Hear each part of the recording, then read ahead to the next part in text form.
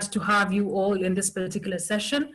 My name is Akisa Wandera, and I think we'll start with Muthoni for about 10 minutes, and then we'll give each speaker around 5 to 6, at most 7 minutes to speak on the specific topic. Once again, welcome to this session on developing skills responsive to the changing labor market. My name is Akisa Wandera. Muthoni, perhaps let's begin with, because Juma said that they talked about the current skill gaps in the labor market, some of the tech disruptions that we are witnessing. You're here to talk to us about managing mismatched skills and preparing for the changing world of work. We've seen those already in the labor market and, succeeding in it, say that there seems to be a gap between schools and training institutes and the labor market. When we say that there's a mismatch of skills. Yes, it is true.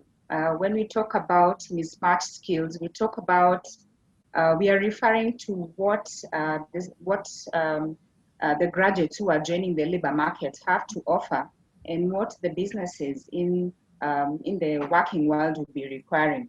So sometimes you'll find, yes, you have a graduate who has, say, for example, a BCom in finance, and maybe they would even have a CPA certification, CPAK as we call it. But when you go to the labor market, when you go to the business world, you find the specific skills that the business will be requiring that this particular person who is joining the business world does not have. And so you find a lot of times employers would have to make do with what is coming to the market, and sometimes even have to chip in and spend money having to train and retrain the graduates who are joining the labor market. So when you talk about mismatched skills, we are looking at what is coming into the market vis-a-vis what the market actually does require. So that's what we mean by mismatched skills, and it's really rampant. And I speak authoritatively because we deal with a lot of employers across different sectors, representing different industries, and that's the feedback that we constantly get when we are having to place candidates in different positions. So what are we actually to? The world of work is evolving. Are we saying that our curriculum perhaps is stuck where it has always been, yet this other side continues to evolve each and every day? What's the biggest gap here? I would say yes, to a large extent. I would say perhaps what the education system and the institutions are training, they may not exactly be very relevant to what the business world requires. And here is where we would have to look at a collaborative approach of just working together as stakeholders, where the education system and the players in that sector would have to work with, say, for example, the private sector, get to really understand what exactly does the business world require so that they can incorporate the same in their curriculum. That way, you'll be able to, just churn out graduates or, professionals who are ready for the job market.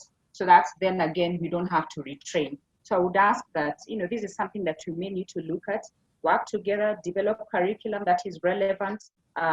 Conversations need to be very intentional. They need to be, if they haven't begun, I don't want to say they have not begun. I know there's been lots of talk about the different sectors working together to develop curriculum that gets graduates that are ready for the job market. So then how do we solve this? Yes, you talk about, changing the curriculum. And of course, we might all be aware that there's a conversation around that. Kenya is right in the middle of changing its education system and the entire curriculum. From where you sit and being a CEO at Corporate Staffing Services, what do you think we should really pay attention to, even as we have this conversation about relooking our curriculum and ensuring that once graduates come out of school, they're ready for the job market? Right. So there's some general skills that can be taught in school, but then they also vary from industry to industry. But a good example, if you look at the digital space, a lot is happening there, and it cuts across all industries. Whether you're in manufacturing, whether you're in IT, whether you're in banking, there are certain things that you need to have, there are certain skills that you need to have to be able to navigate around the digital space. So that's something that, the education system or the education institutions need to look at incorporating in their curriculum. And I know that is already happening. Things like innovation. What, for example, for those that will be teaching technical courses that will be required, for example, in manufacturing sector, what are those specific things around innovation that the graduates or the professionals need to have by the time they're getting out of school? So I would say it varies from industry to industry, but there are certain general things that can be taught in the curriculums that enables the graduates to be ready for the labor market. So that then we can reduce this mismatch, and employers do not have to bear the brunt of having to retrain and sometimes train anew altogether to get the professionals ready for the jobs that they have at hand. Until that happens, how do we manage in the meantime? How can workplaces manage? Okay. Now that we already have the issue, and of course, the labor market is flooded with lots of graduates who the business world requires.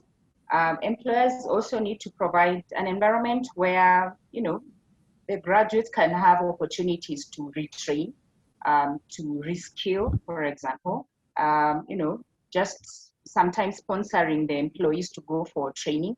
That way, they will be ready to be able to take up the jobs and do the jobs well. But it's also important for me to mention here that it's also the responsibility of the professional to take charge of their own personal development, not necessarily waiting for the employers to provide those opportunities.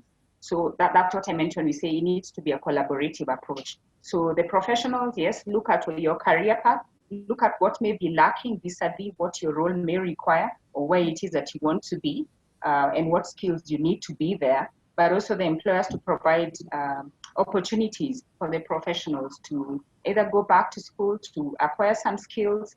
It could be concessions, it could be fees, benefits, maybe pay a certain amount for them to go back to school. Sometimes even provide training opportunities within that they can learn certain things within the companies so that they can acquire these skills. So that way we'll be curing what we already see. Because like I said already, the job market has a lot of professionals who do not have the skills that are required in the business world. But again, it's also good to mention that we also need to think about the future so that we're not always reacting, but it can also be anticipatory, that we are looking at what does the future require? Well, what are the skills that will be needed? Look at what has happened this year. Nobody ever anticipated we would have something like this. The pandemic has totally disrupted the way we do work and how we do business. So you can imagine, do we have to wait for something similar for us to get the skills that would require for us to navigate? So how then, and I'm sorry to cut you short, and I like that you mentioned the future. So how then do we prepare for this ever-changing world of work? We are talking about being proactive as opposed to being reactive, as we have seen the pandemic caught all of us, I should mention, flat-footed. So moving forward, how do we prepare? This is a world that continues to change. How do we get ourselves ready? Simply put, continuous learning. You as a professional, look at, we are all aware of what is happening in your space. For example, for you as a journalist in the media industry, you know the things that are changing. Someone else in manufacturing knows the different technologies that are being introduced into your trade. Again, someone else in IT. So it's looking at what is required and continuously learning, continuously just upscaling your knowledge, knowledge sharing. And that's what professionals need to take up a challenge, take a lead in developing their own personal careers. Again, for employers, they also know what technologies they need to introduce in their businesses so that they can do business more efficiently and more effectively. Again, provide opportunities for the employees to learn. So it's collaborative, and I can't emphasize that enough, that it's collaborative as you think about the future.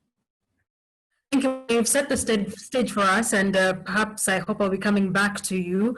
We have lecturers and people in the academic world, and we are glad that we have them as a part of this particular conversation. We're talking about gaps, and the problem clearly comes from these institutions, that perhaps what graduates are learning in school, or students are learning in school, is not in tandem with what their job market requires. So I'll have the lecturers perhaps come in at this point. Wilson Balongo from Kabarak University, your thoughts on mismatch of skills? Good afternoon. Afternoon. Thank you very much, Akisa Wandera. I have a contrary opinion. The problem is not from the institutions, not the curriculum, but from the Ministry of Labor. Look at the people who are heading the Ministry of Labor. Have they done what we call labor economics, demand and supply, and then advise the institutions on how many graduates to produce in what sector? Look at America, USA. Ask yourself, those green cards that people are running for, that is all about demand and supply of labor.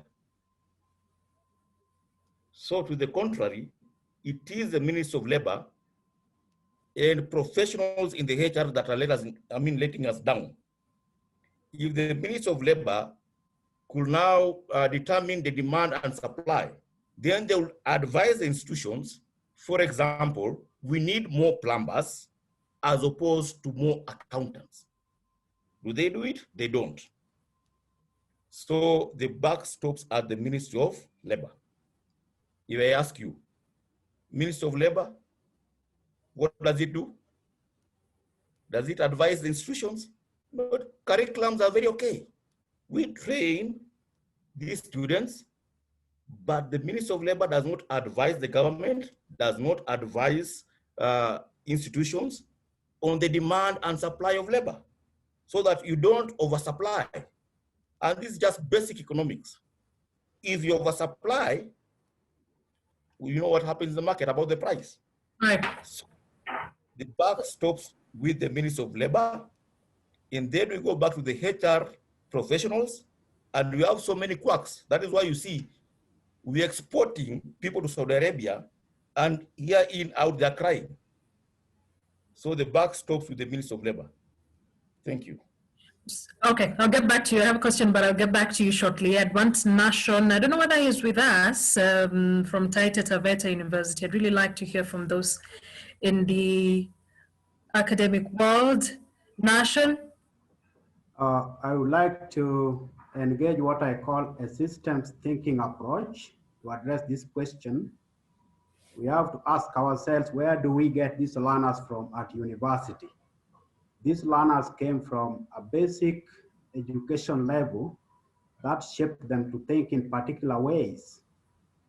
So we have to begin as early as possible with timing. Even with COVID and any disaster governance, timing is key.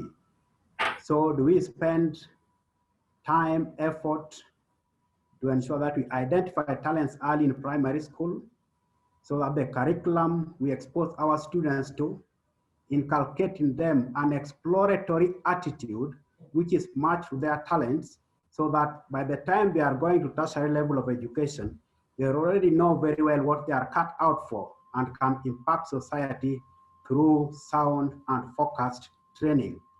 And when we talk of COVID, which has caught us flat-footed, we are invoking what we call adaptive resilience, which we need to inculcate into our learners.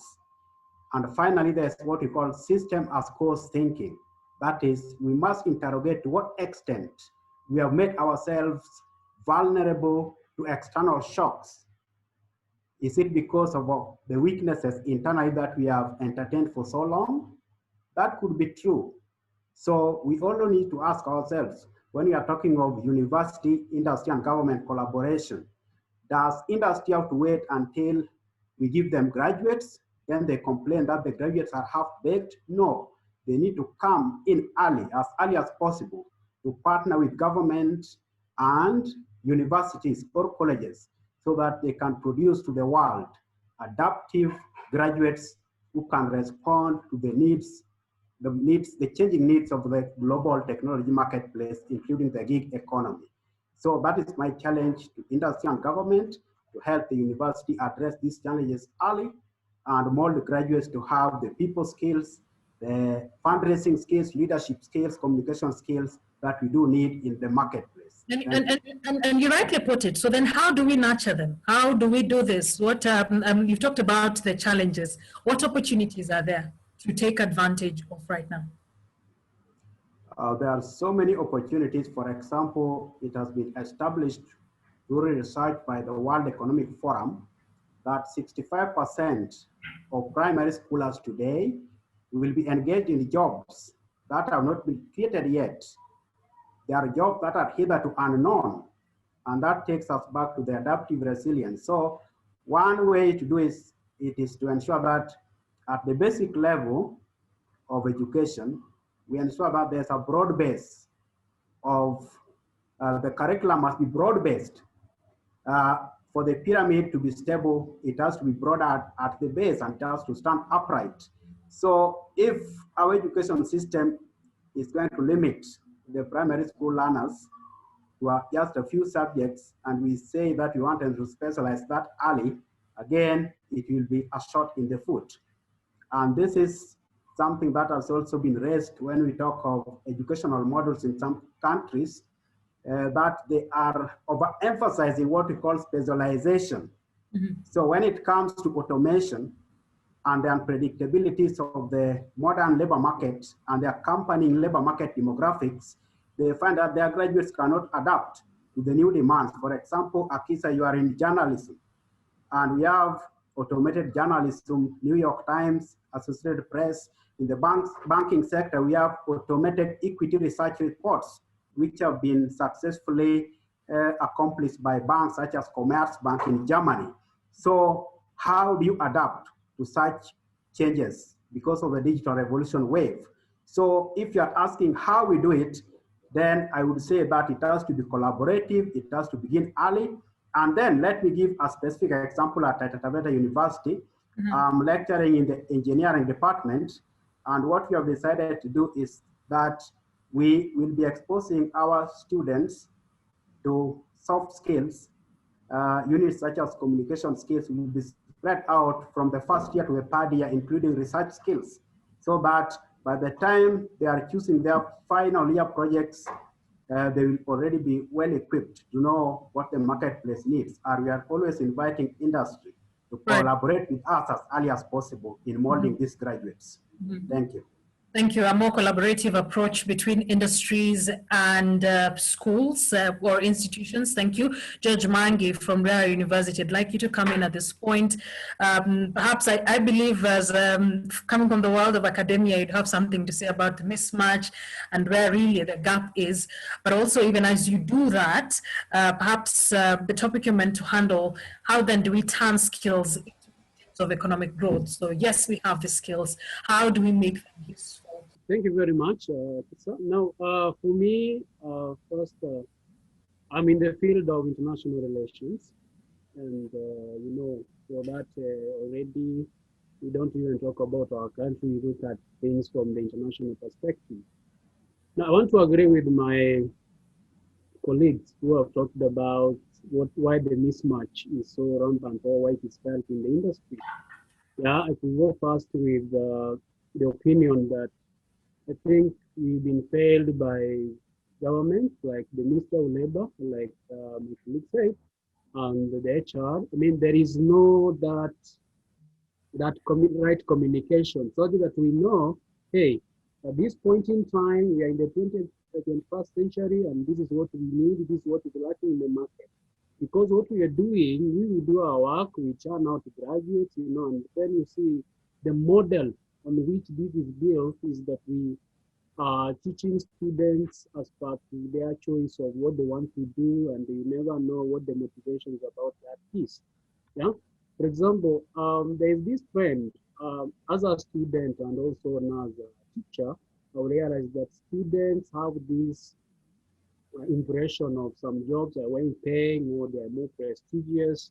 Right. And then at the end of the day, they want to get, you know, the tag, you know, such that they belong to that profession and all that. But at the end of it all, you find that you may be getting people into this kind of career path, which at the end of the day is not going to make them as productive or contributing to the economy as could have been the expectation. Now, during my degree in education, there is something we used to be taught about called wastage of education, whereby you're investing a lot of money, you're investing your time, you take a degree for say 4 years, 6 years, but then when you are out, you graduate, you realize this is not what I wanted to do in the first place. And this is where, for example, the thing about being some students getting forced to do this because their mother wants them to be like maybe a medic, wants to be a diplomat. But then at the end of the day, it doesn't sit well with them as a person, and they find the time they invested, the money that went into that is going to drain because when they graduate, they get the paper. You find somebody just says, "Hey, I wanted to do DJing." You see, already that mismatch comes in, and Right. then the lack of that information from the relevant authorities, the HR departments, and the Ministry of Labor. So it gives us, you find, for example, let's talk about the higher education loans. You know, that investment, the monies they come in, and then you find somebody does not take up or does not use whatever skills they learned at college level to Right. develop themselves. That way. Okay. Then the other thing, the question you asked about how then, after you get this information, do you make these people adaptive? I think Mhm. that it does something to do with the curriculum, such that in the academia, we'll come up with a curriculum that fits in to what is required in the labor market, such that Right. we minimize the wastage of education, as we could say. Now, in IR, I've been in IR for the last 7 years, and there's one trend I've realized. So many students are so excited in joining that career path. And when you want to sit with them down and objectively ask about their motivation, you will find them dropping big names of, their title ambassador at the end of the day, those prestigious appointments and all that. Mm. But then I should think if we guide our young people properly, that should not be the motivation per se. Okay, I Right. know everybody wants to have a good perks. You're in a good prestigious job, you're getting good money, you can sustain yourself.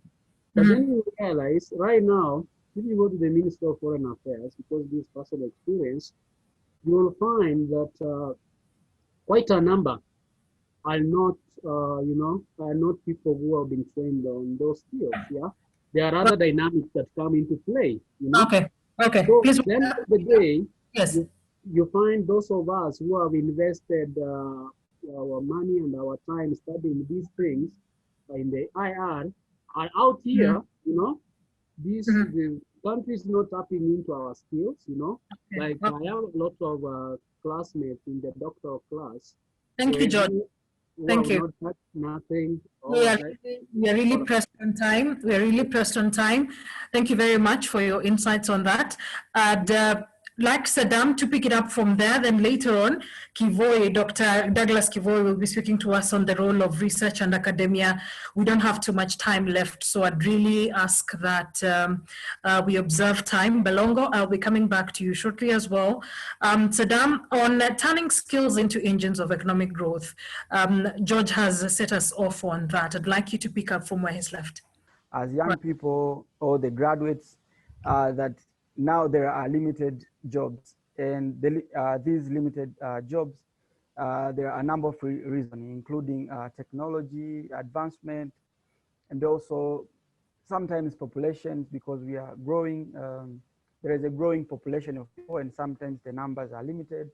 And also the technology has created new jobs, but also the same technology has disrupted the employment sector. Mm-hmm. But on the other side, now the future is technology, and there is no way that we can fight against technology.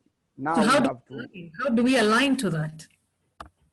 yes, the future is to embrace it, and now on how to on how to utilize the skills that we have. And I argue to graduates to think like when they're coming in the labor market, and not just out of school, they should consider on the two paths, either to venture into the business, either to establish a business company by selling products or services. And also on the other way, there are skills which I believe that they can mobilize together at individual capacity or forming a group to provide professional services. I believe always young people usually after exiting from school, sometimes they wondering like, how can I start? What do I? And I believe like my motto, and I've been saying this to a number of young people, like start where you are, use what you have, and do what you can, because they have skills, and sometimes they have to come together, and they have to identify their skills. Like, are they relevant to the market? And if not relevant to the market, now there are a number of training facilities, training institutions which are providing some of the free training services, and the others even paid training services. But I believe they can sharpen their soul so as to be better into the market, either in the labor market or in the business sector. And yes, that is my quick response on that. And also the importance of researching the market, either in the business or in the self-employment. Example, maybe they will venture in the consultant services or giving professional services, the likes of lawyers, doctors, engineers, architects, financial experts, and so. So they have also to study the market, either the local market, the national market, or the international market, because there is a new way of how to deal or to enter into the market. 10 years back or 15 years back, people had no idea that there could be an invention on payment solutions such as an M-Pesa. That's true. Now, yeah. So imagine like even into the transport services. Now there is no, now previously go to the taxi industry. Taxi industry, it was less respected sometimes, you know, as taxi. But now Uber and Bolt and other Taxify and so they have made it sexy.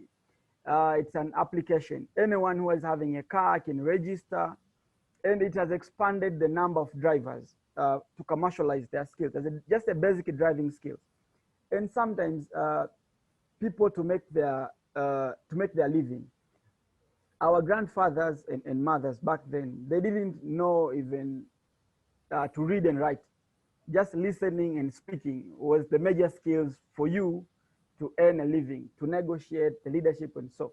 So now we're having a number of skills that we can learn. But also skills, sometimes even the current things that we are learning, they keep changing every day. You might be studying Microsoft Office 2007, and then now you are advancing to master it, it comes 2010. And now you are mastering Microsoft 2010, and then it comes 2013. Yeah. So you have to learn every day the market, whether it's a business or the employment sector.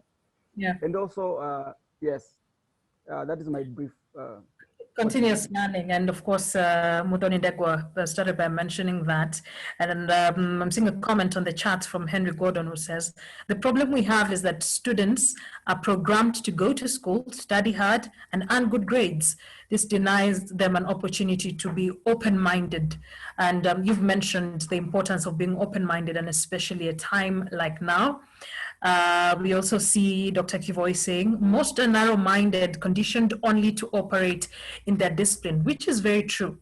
So growing up, and I'll speak of a personal experience, it was go to school, get good grades, go to a good high school, get good grades, go to university, study a prestigious get to a prestigious class or course. I had a very big fight with my parents to let me study media, because it was not deemed very prestigious back then. And then after that, get married, get kids, wait for death. That's just how it has always been for a very long time. So now there's a lot of disruptions. We are tackling a different world from what perhaps our parents lived in. And at this point, so then how important is it to incorporate research in this new world? We're talking about developing skills, Dr. Kivoi. We're talking about an ever-changing world of work. We're looking at a situation in a country and a continent where unemployment is at an all-time high. How do we incorporate research to perhaps ensure we use data to make informed decisions on the same? Okay, thank you, Akisa, and thank you, my colleagues. Open-mindedness is a key skill without which you can't survive anywhere in this world. And I'm glad that one of us, Paul, raised that. And then you have got the other skill of adaptability and flexibility. If you cannot adapt, if you're not flexible, you will not survive. Now, I am talking about research, not to tailor my talk towards any particular discipline. You can go and study any course you want to study, but are you adaptable to the ever-changing world? Are you flexible? Are you open-minded? Because open-mindedness will help you navigate the dynamic labor market, without which you will not go anywhere. There are people, I'll give you a story where when I was growing up, we used to have bicycles that used to ferry people, passengers. We didn't have vehicles there. Then motorbikes came. Some of my classmates who never bothered to take an interest in the motorbikes were rendered redundant, because who would bought a motorbike when there is who would bought a bicycle, sorry, when there's a motorbike? Now you see, it's the same individual, the same players. We had those players who had bicycles, but because of the change that came in terms of motorbikes, they were able to adapt and they were flexible enough, and now they went and learned how to operate this motorbike. And now they found themselves even collecting more money than when they used to have bicycles. So we cannot say that I'm not watching for any course. What I'm saying is, as an individual, when you finished your studies, whichever course you are doing, make sure you keep improving your skills to ensure that you are marketable as far as the prevailing norms and market conditions allow. You cannot say you did BCom in 1980 and then you stick to BCom up to now. No, you must take interest. What has changed? We have got artificial intelligence, and you are saying that you want to give people a wheelbarrow. Are we really as a country? What is the role of wheelbarrows in the 21st century? We are talking of IT, artificial intelligence, and the others are giving young people wheelbarrows. It's very, very unfortunate. So that's why I say open-mindedness. You must also be a complex-minded person. You should be able to solve complex issues without necessarily getting emotional, emotional intelligence. Those are skills which will not be taught in schools, but you must learn by sitting with the right individuals who will shape you to ensure that you adapt and change and become more productive in as far as the country is concerned. Lastly, I want to just ask a question. Kenyatta University teaches agriculture. They have no farm. Where will these people go and work if they've not learned agriculture in the school? I've been to Kenyatta University. I studied in Kenyatta University. They teach agriculture. They have no farm. They don't have animals. They don't produce any milk. So where are these people going to work if they've not seen how milk is reared in an animal? So we need to get serious. When we know the needs of this country, Kenya is an agrarian economy. We hear that every budget, the rains have affected our growth. But how many institutions of higher learning are teaching agriculture? And the few that are teaching agriculture, is it practical? Is it useful, or is it just theoretical? So we need to move away from theory and insist on the practicality of what is being taught. And that's now we have to come in with these skills that I've just talked about. There are so many of them, I can't exhaust them. But the key one is emotional intelligence, open-mindedness, critical and creative thinking. You must be analytical. You must be able to analyze a number of issues so that you can make an informed choice or decision. You can't say that you will be operating in your area. Teaching, for example, Right. Some of my colleagues I went to school with, up to now, they've not been employed because they were conditioned to say, me, I'll only be a teacher. And when TSC no longer employs them directly, so they have to be flexible. They have to be adaptable. You ask yourself, I trained as a teacher, but what can I do now that TSC has not employed me? That's how we will survive in the future. Dr. Kivoi, thank you very much. And I like that you mentioned practicality. For a very long time, it was either you go to universities or polytechnics, and these are institutions that were viewed to be for failures. But this particular government, since 2013, has taken a very key interest in TVETs. We've seen a lot of investments around TVET institutions in the country. Now in almost every village, you can see that there is this particular institution, a TVET institution, now works on these practical skills that you're talking about. And at this point, I want to bring in Jared Musima, the Kenya YMCA CEO and Zonal Coordinator, Eastern and Southern Zone, on the role of TVETs, that we've taken very keen interest in this particular institutions. And I'm speaking as a TVETer because I went to the Kenya Institute of Mass Communication. How central are these particular institutions when we're talking about an advanced skills system, perhaps in this country? We are all aware that the Kenyan population is made up of over 70% of youth in this country. And according to United Nations Development Program, we have young people have been trained in this kind of skills, TVET skills.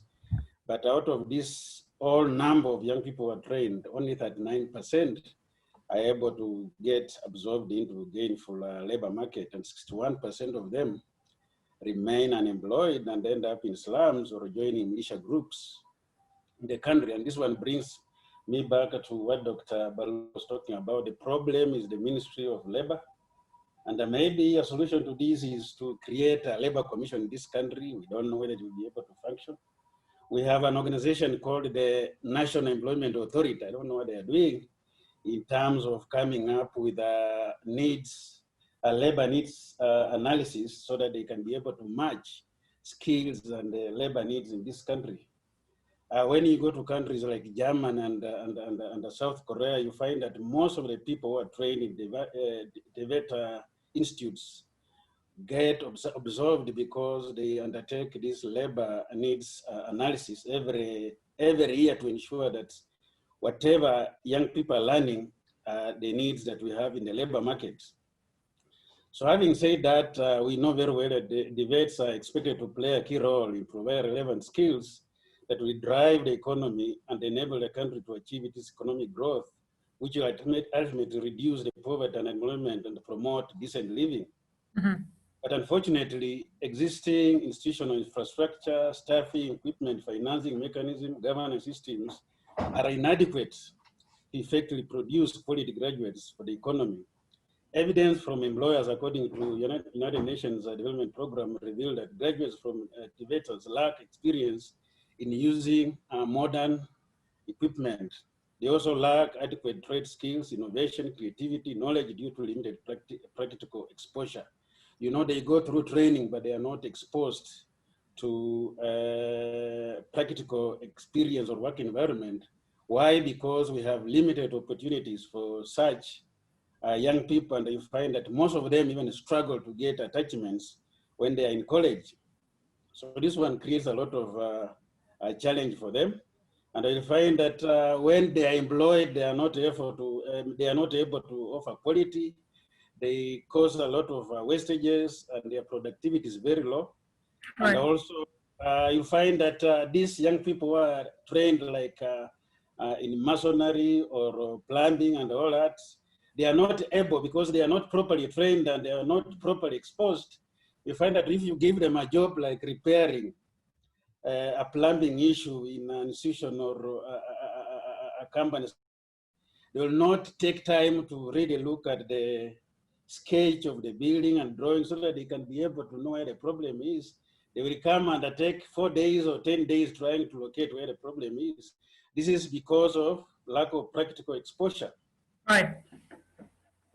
You'll find that we, as the population continues to grow and all that, skills in TVET they will still be required. We need young people to be trained in electrical and electronic technology.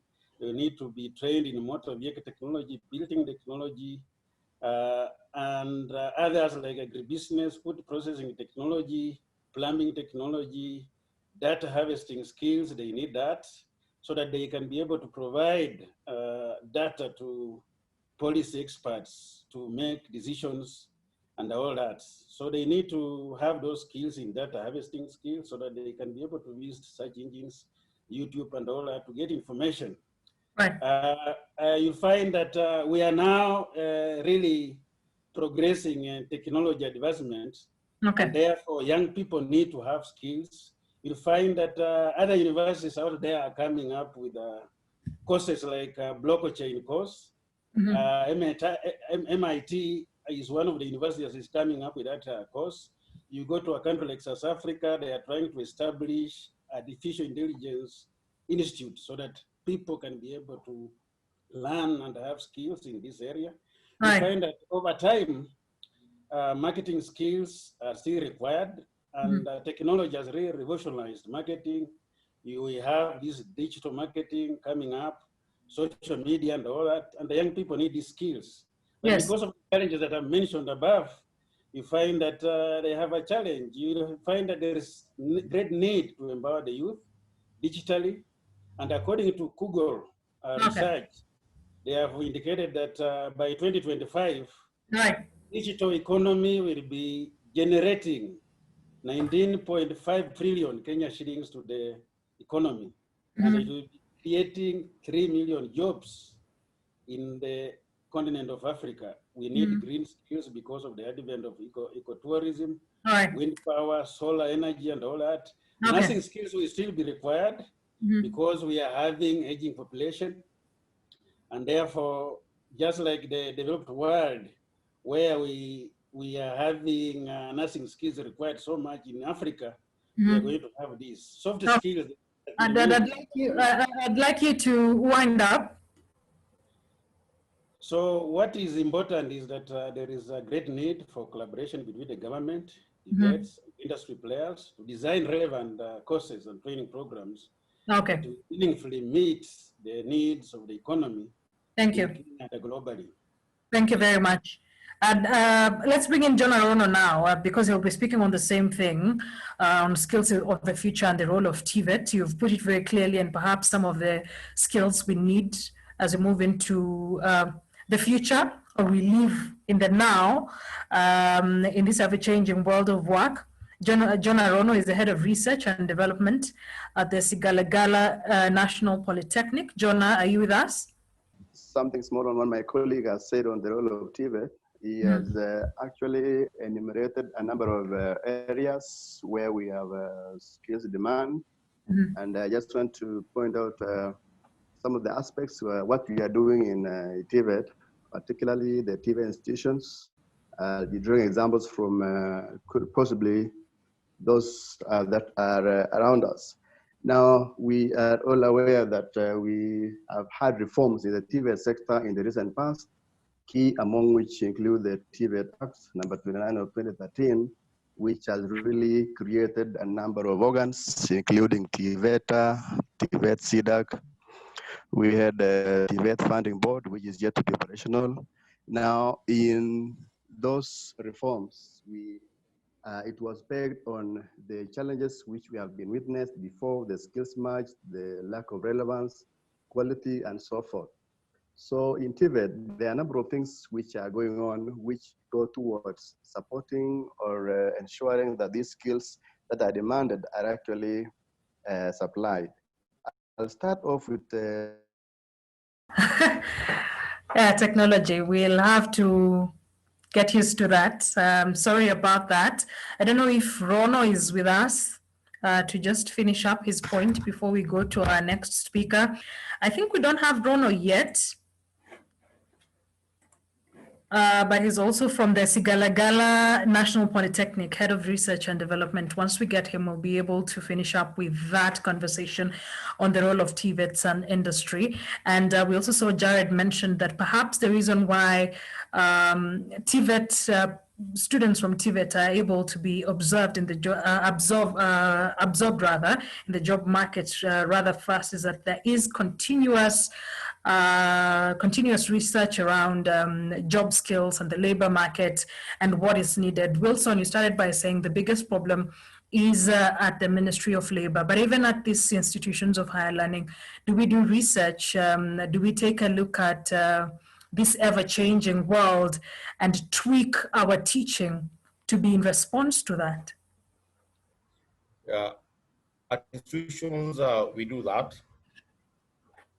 Probably just to give an illustration, I will ask, probably, I know, okay, at the moment we are 31. I believe not less than 10 people in this forum have either applied for the green card to go to the US or ever intended, true or false. But have you ever asked yourself, why does the US give green cards I have no intention and myself. not the other countries? It all comes from the Ministry of Labor. So what they do is they have to establish the gap. How many plumbers are they missing? How many electricians are they missing? How many nurses are they missing? And they'll tell you green card. All Kenyans will run there. If they are very genuine, why will they just give you a green card and tell you, you get to the US and decide wherever you want to go? It's because they've already determined demand and supply of labor in each and every state. That's why when they give you that green card, they'll tell you, for example, you go to Texas.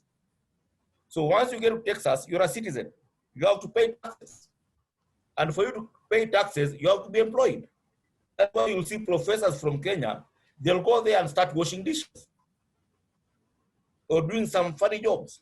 It all starts with the Ministry of Labor. Determine demand and supply. Then advise the institutions. The curriculums they're so good. Tell us how many plumbers do we need in Kenya? Tell us how many mechanics do we need in Kenya? How many pharmacists do we need in Kenya? That is it.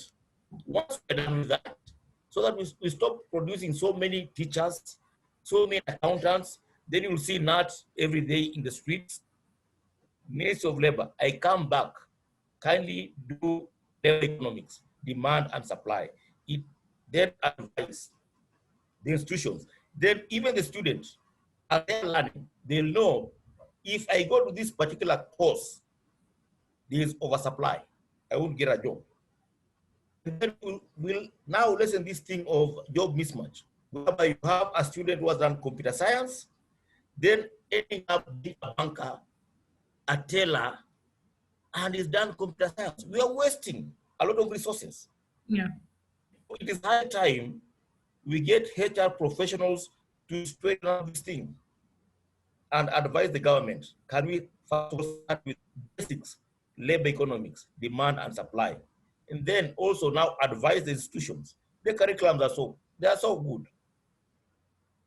It's because students don't know what to do, parents don't know what to do, employers, they're waiting. Who advises the employers? It should be the Ministry of Labor telling the employers, now there's a shortage of these, we don't have these people in the market. I think, okay, just to finish up is, if we go to the basics and ask yourself, why does the US give out green cards? Go back. It is because their Ministry of Labor works out. So I think for us, maybe Kenya, we can start maybe with the white card. Thank you. Way to end it, a white card perhaps. I'd love to hear comments on that and the whole issue of green cards. John, I don't know whether you're with us. I'd really like to give you a chance to finish articulating your points. My apologies, we experienced some technical hitches, but the floor is yours. Under 2 minutes. Sorry for the technical. Thank you. I'm sorry for the technical hitch. Now, I was saying that currently we have rolled out TVET programs. So part of our role, what we are doing to contribute the skills gap, we are trying as much as possible to deliver quality and flexible TVET training in our training institutions.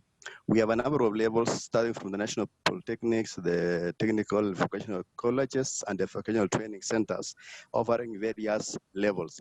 Now, these programs, they were developed with industry input, so we can be sure that whatever you are training or delivering at the moment is actually what is required in the industry.